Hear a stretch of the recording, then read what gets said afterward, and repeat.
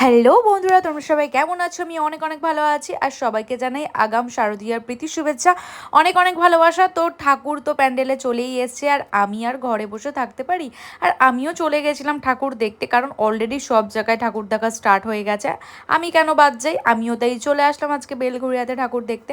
আর আজকে আমাকে ঠাকুর দেখতে নিয়ে এসেছিল রোহান। তারপর আমরা চলে গেছিলাম একটু জুডিওতে কেনাকাটা করবো বলে।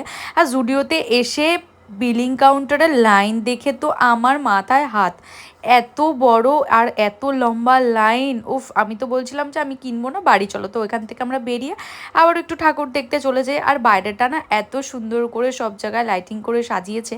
আর এই ঠাকুরটা তো অসাধারণ হয়েছিল দেখতে। আর ঠাকুর দেখতে বেরিয়ে একটু খিদেও পেয়ে গেছিলো, তো আমরা চলে এসেছিলাম একটু ধোসা খাবো বলে। আর এখান থেকে আমি ধোসা আর দই বড়া খেয়ে নিই।